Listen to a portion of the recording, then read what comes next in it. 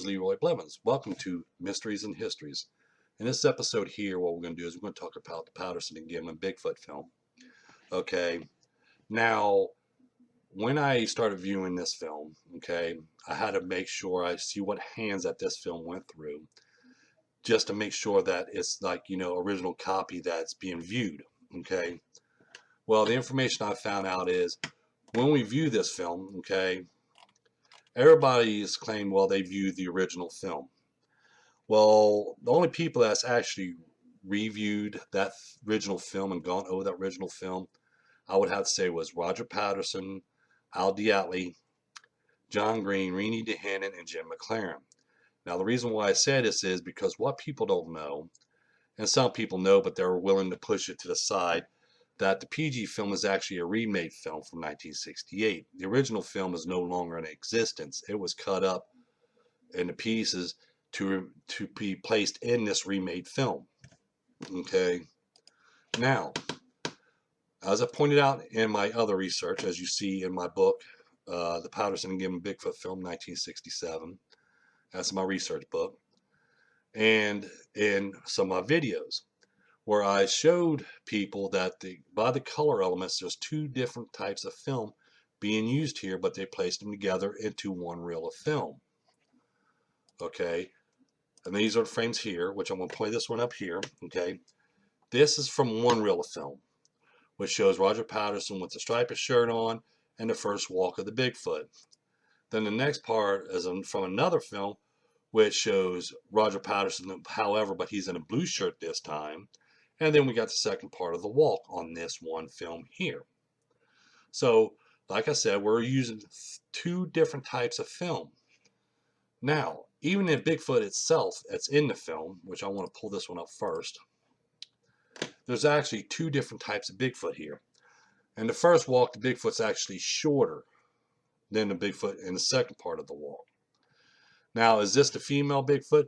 We cannot say where my cursor is. We cannot really say because the pure simple fact of it is we can't see the front of this suit at this point.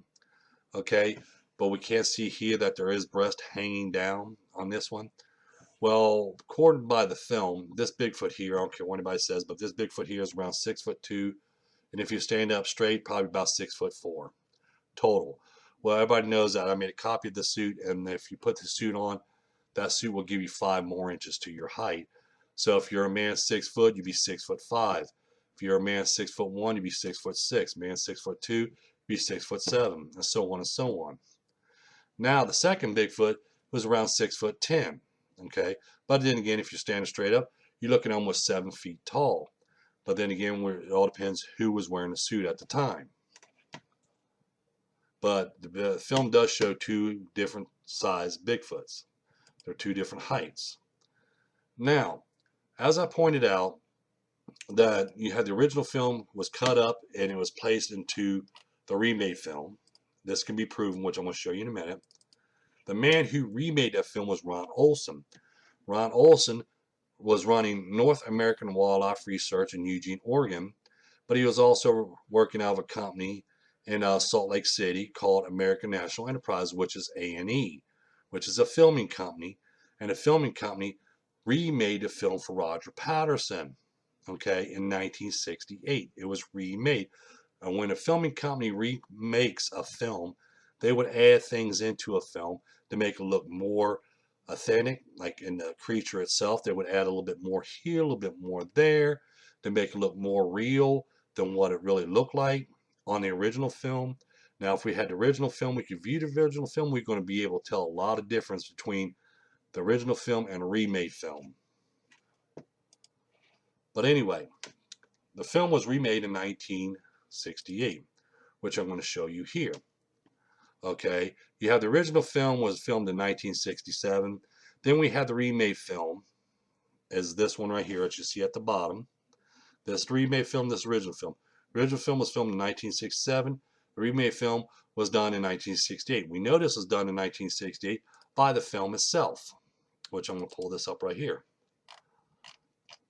On the film itself, okay, which I'm probably right here in this location, but I'm going to try to move it up a little bit if I can. There we go. It should be above me now. Yeah, it is because I'm over here. Okay, as you see, there's the markings on the film. This is at the end of the film that Mrs. Patterson has, and the copies that was made from the film. It's also states the same markings. Excuse me. You got the routing number, which is 767. You have the date on the film, which is right here, 11/7/68. So November 7th, 1968 is when this film was completely redone, because it states right here 11/7/68. This is at the end of the PG film. Okay. Now, they marked the film as a SFS, which stands for Science Fiction Subject. On the film itself, it's a science fiction subject, because there's no evidence of a Bigfoot at that time. There's no evidence of Bigfoot being existing, so they have to mark it as a science fiction subject. The name of the film is called American Bigfoot. That's the name of the PG film that we see today. It's an American Bigfoot. Okay. Now, who owns the rights to this American Bigfoot? Now, a lot of people says, this is where I start looking to the Library of Congress. In the Library of Congress, as you see here, as it states, main title, Bigfoot, Bluff Creek, California. That's the name of the original film. Bigfoot, Bluff Creek, California, 1967, date it was published. Okay, it's one real film. The film had sound. This is where we get the SD from. It had sound. And it was also color 16 millimeter fine print. Okay, so now we know this original film had sound to it, and it was one real film, and it's 16 millimeter fine print. Okay, that is, and according to Library of Congress, this is what it's registered under. Now, they have this registered as the owners, okay, is Robert Gimlin and Mrs. Roger Patterson are the owners of the film. But what people don't realize, they're owners of the film called Bigfoot, Bluff Creek, California, 1967. That's the film they own rights to, which was the original film. They own the rights to that film because that's what it states in the Library of Congress. However, like I pointed out, this film here that they show today on TV and people research on, this film was made in 11/7/68, and the name of this film is called American Bigfoot. So basically, the remake copy, there is no ownership to. This is why when I talked to John Green about it, John Green says the ownership is in dispute because no one owns the copyrights to American Bigfoot. Copyrights was owned by Mrs. Patterson and Bob Gimlin for the original film called Bluff Creek Bigfoot. Okay, that's the ones that own the rights to that title, Bluff Creek Bigfoot. The film that we're viewing today and they show today since 1968 is called American Bigfoot, which no one has the copyrights to that film because that film was done by A&E. Okay, when I point out something, okay, I point out facts. I don't point out a story to tell. I don't point out, false information.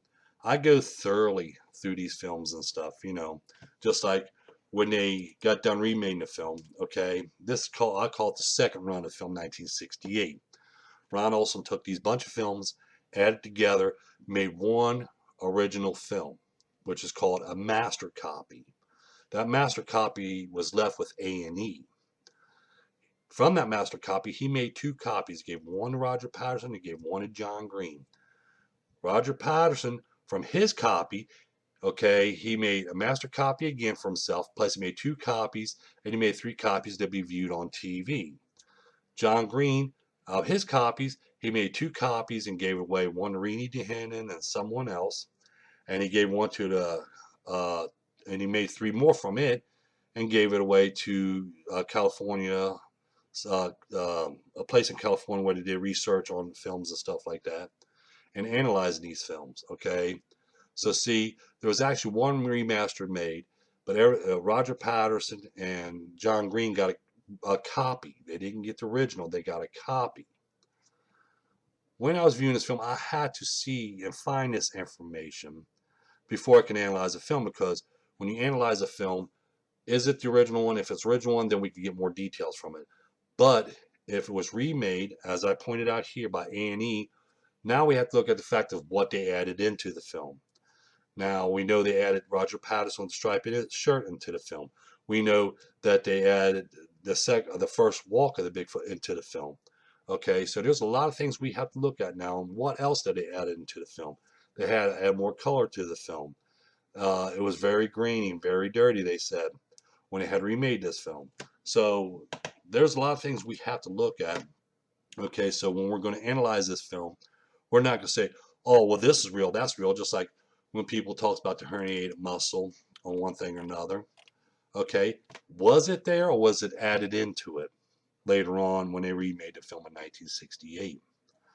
Okay, and just like when this will make understanding to the point of when I asked about the original film, I went to John Green and asked him about it. And here's the reason why. John Green was one of the first that actually seen the footage when it first, when they first filmed it. John Green told me in an email, and I had that email, and I show that email in my book, where John Green said, when I asked him about the film, he says, the film mainly shows someone riding and scenery. Then you have a small clear section that shows the creature, and then after that you have more scenery and more people riding horseback. So with that information there that he told me, that places not the Bigfoot at the end of the film now. That places the Bigfoot in the middle of the film. For there to be someone riding and scenery seen before and after the Bigfoot.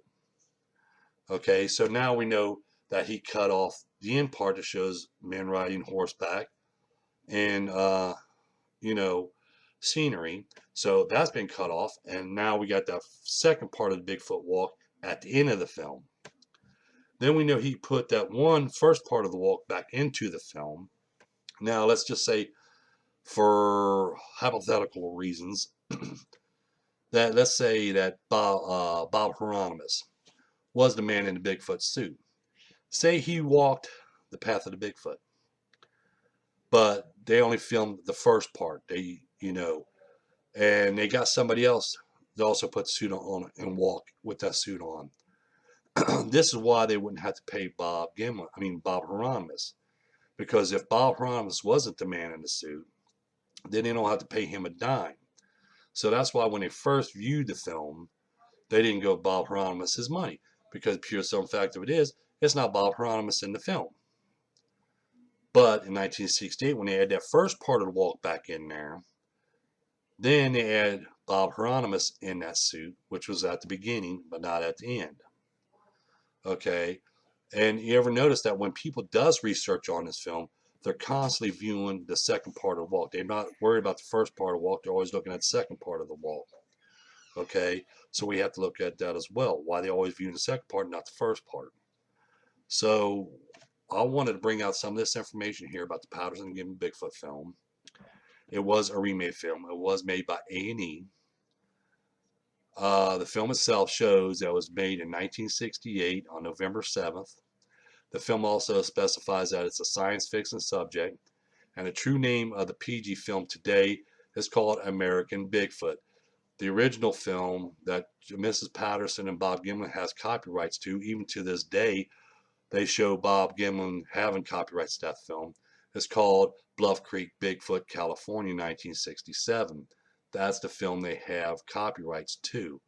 The film that they have now, which is called American Bigfoot, which basically gives another title to the name of the film, and it's at a different date, so there wouldn't be no ownership to that film. A lot of people might disagree with me, but it's called facts. Okay, facts is facts. So don't forget to hit the like button. Don't forget to subscribe. Don't forget to tell your friends about us. I'll leave a description down below. The site where you can order my book if you want to. It's also on Kindle, which you can probably get cheaper on Kindle. Thank you and good night.